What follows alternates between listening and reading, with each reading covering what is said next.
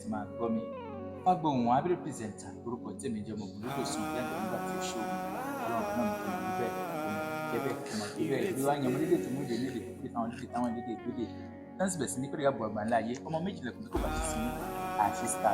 Ẹ wò lónìí ẹ ti mọ̀ bó ṣe máa ń lọ lórí ìkànnì Good Mentality pàtàkì lọ lórí ètò wa ètò yín ètò olùrànlọ́wọ́ ògo mi dà ètò yẹn ẹ ti mọ̀ bó ṣe máa ń lọ ńbẹ̀ àwọn tó bá jẹ́ ẹni tó ní ògo tó ní ẹ̀bùn wọn la máa ń gbé wá sórí ètò olùrànlọ́wọ́ ògo mi dà pé kẹ́ ẹ lè bá wa ràn wọ́n lọ́wọ́ àwọn tẹ́ ẹ ti ṣe ó kú tàwọn kan tẹ́ ẹ tún ṣe kí ni tẹ́ ẹ tún ṣe jọ̀wọ́ bá mi dárúkọ rẹ fáwọn tí wọ́n ń wò wá. Ẹ káàsán gbogbo èèyàn tó ń gbọ́ mi lọ́wọ́ orúkọ mi ni Daniel Miracle. Daniel Miracle tí a bá wò dáadáa Daniel ọmọ ìlú wo gangan ni Daniel Miracle jẹ́? Ọmọ Kogi State ni. Ọmọ Kogi State ni Daniel Miracle. Bẹ́ẹ̀ni. Àbíyèsí rẹ̀ níbo ni Daniel Miracle wà fi ń ṣe ilé gbé báyìí? Èkó. Èkó lẹ́wọ̀ Èkó la bèsì sí. Èkó ẹ̀ bèsì sí. Ok ìyáwó báwo ni Daniel Miracle báwo lẹ ṣe di olórin? Ní ọdún méje sẹ́yìn. Ok. Mo bẹ̀rẹ̀ iṣẹ́ ìránṣẹ́ níbi àgbègbè tí mò ń gbé tẹ́lẹ̀. Àwọn ọmọdé kásángbà àwọn ọmọdé àkọ́kọ́ àwa ìjọ àbẹ̀rẹ̀ sí máa kọrin wọn àbẹ̀rẹ̀ sí máa jáde lọ kọrin ìta àti mo gbọ́ mo bá ìṣòro ká ṣáà máa kọrin àṣà fi take our business nígbà yẹn our secondary school then. So as time goes on èmi ò tètè mọ̀ pé iṣẹ́ yẹn ni Ọlọ́run bá gbé ní àǹfààní. mi ò mọ̀ so àwa kàn ṣe bí fun a kò máa ṣe gbé ká kò máa lọ kọrin ká ṣáà fi máa show talent wa agbádá lóhùn àmẹ́dó lóhùn ká so as time goes on oníkálukú gba bí ẹ lọ tó wà ní kàfàǹṣà tó wá ṣáà túká so kí n tó ṣẹ̀ṣẹ̀ tó wá mọ̀ pé ìtẹ̀ Ọlọ́run pè mí sí mọ̀ sí mi gan mọ̀ bọ̀wọ̀ jẹ́ kó yé mi wọ́n ti mọ̀ ti pẹ́ wọ́n jẹ́ kó yé mi so pàdé program kan la ṣáà lọ níjọ́ yẹn ní church program mo lọ kọrin bẹ́ẹ̀ ni láti bẹ̀ lọ ṣàkíyèsí kódà gan mo fẹ́ withdraw ó dé level kan ló lẹ̀ fún mi wá mo fẹ́ withdraw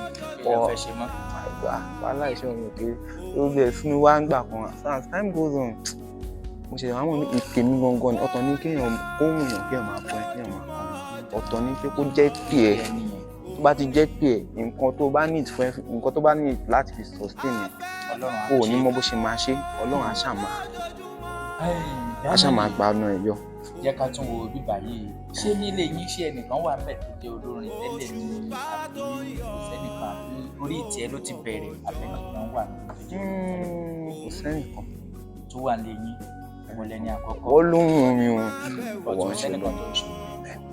Ok ó ti bẹ̀rẹ̀ iṣẹ́ orin sí i pé ó ti bẹ̀rẹ̀ sí ní kọrin káàkiri sí àti tó lé ọdún méjì sígbà tí a wà yìí. ó ti ń lọ sí ọdún mẹ́jọ sorry. sígbà tí a wà yìí. kódà Daniel jáwò ǹjẹ́ o ti ní track? mo ti ṣe track kan. o ti ṣe track kan ẹyọ kan? bẹ́ẹ̀ ni. kí ni orúkọ track yìí? Ire iṣẹ́ tó jẹ́ kí n pè ẹ́ gangan òun nìyẹn.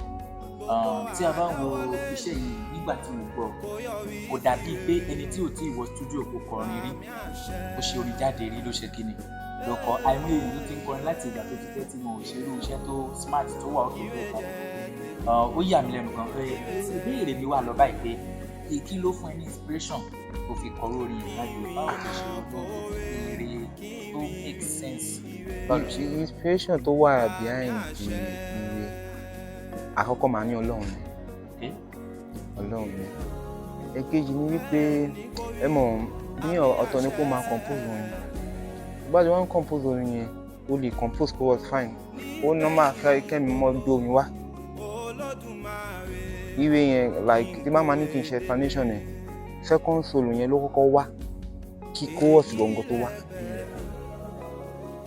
second solo yẹn ló wá nígbà tí second solo yẹn wá ẹsẹ̀kẹsẹ̀ mo ti lóyún pọ̀ lẹ́ẹ̀tẹ́lẹ̀ o òun gangan lẹ̀rí mi ṣàṣàn pé Daniel òun ni kí n lọ ṣe jáde èmi gan fáwọn mi gan mi ò like orin yẹn tẹ́lẹ̀ mo bá like mo ti fẹ́ dé studio gan tí mo fẹ́ ti àbí ṣé kí n ṣe ìjò orin láti tí producer mi ní kí n drop orin lẹ̀ àbí ṣé kí n ṣe ìjò orin ẹ̀mí ẹ̀ ṣáà sọ fún mi pé iye yẹn gangan gbogbo bring out so nígbà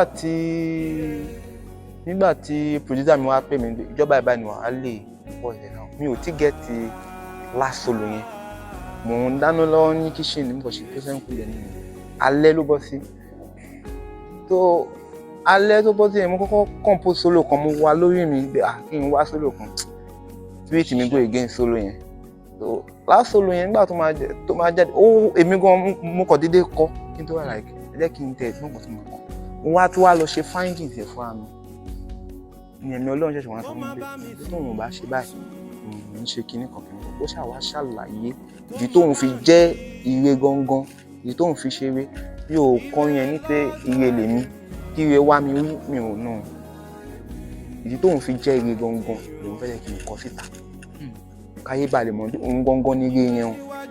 kábíyèsí rẹ lọ́run Daniel miracle ẹ̀wọ̀ yìí ọmọ kan tí fìlú èkó ṣe lè gbé tí sì ń kọrin ọlọ́run bá gbogbo máa fún wa ṣe. Daniel jẹ́ ìtúwò ǹjẹ́ ọ̀làmọ̀ kan tí wọ́n máa ń rìn lọ́wọ́ tí wọ́n máa ń tì ẹ́ lẹ́yìn láti gbóni jáde àbí láì ṣe àbíwọ̀ náà ló ń sọ́rọ́gù tó ń sọ́fà fún ara mi. èmi mò ń ṣọ́gbó tí mò ń ṣe fara mi lẹ́yìn ìyá mi nìkan ló ti máa assist mi níwọ̀nba tó lòun fún lágbára àti ṣe. Jẹ́ ní iṣẹ́ ọwọ́ kan tẹ́ ń ṣe lẹ́yìn ẹ̀jẹ̀ olórin iṣẹ́ wo lẹ́ ń ṣe? Iṣẹ́ mo máa ń ṣe perfume, air freshener, house cleaning job and everything ṣá. Iṣẹ́ tí mo ṣáà máa ń ṣe nìyẹn.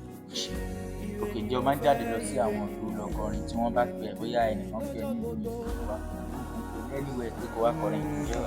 Mo máa ń jáde lọ mo máa ń lọ sí èmi ní Mòwe, Ìbàdàn, Ìrúlérè o ṣáà máa ń jáde kó wá ṣáà máa ń jáde tí wọ́n bá pè é pé kò wá kọrin mo máa wà available bẹ́ẹ̀. àwọn nǹkan bẹ́ẹ̀ di tán bá pè é fún wa ṣe. mo máa ń ṣe birthday dáadáa wedding and everything. Daniel kí ni nǹkan tó ń béèrè lọ́dọ̀ àwọn olólùfẹ́ ètò Oluranlowo ògo ìjà lórí kí ni nǹkan tó ń béèrè lọ́dọ̀ wọn kí ló fẹ́ kí wọ́n ṣe fún ẹ ipò wo ló fẹ́ kí wọ́n tiẹ̀ dé pẹ̀lú iṣẹ́ orin tó ń ṣe. nípa ìyẹn tó bá lè assist me especially lórí orin ire yẹn because gbogbo nǹkan kò sí nǹkan tá a máa ṣe láyè ó ní ìdówó àti púṣẹ a ní ìdówó gan àti púṣẹ gan because orin yẹn gan pẹ̀lú bí mo ṣe ṣe ìwọ̀nba èmi fíìmù bẹ́ẹ̀ mi ò púṣẹ débi kankan pẹ̀lú bó ṣe jẹ́ pé ibi tó ti dé gan èmi gan fúnra mi ó yà mí lẹ́nu pé iye àwọn ibi tó ti dé owó léèyàn máa fi rìn but ibi tó yẹ kí n fowó rìn gan àwọn èèyàn kàn bá mi ṣe lọ́fẹ̀ẹ́ bẹ́ẹ̀ so but notwithstanding a ṣe nídìí ìrànlọ́wọ́ àwọn tó lè gbé ẹ̀dìdè kẹ́bùn ẹ̀ kó lè tayọ a ṣe nídìí kan. Ǹjẹ́ o ní tó bá fẹ́ wẹ̀ lórí Facebook báwo ni kí ni wọ́n máa kọ? Daniel Miracle TikTok nǹkan Daniel Miracle lórí YouTube nǹkan Daniel Miracle náà ni wọ́n máa kọ tán fún máa rí lórí all digital platforms àti Twitter and everything.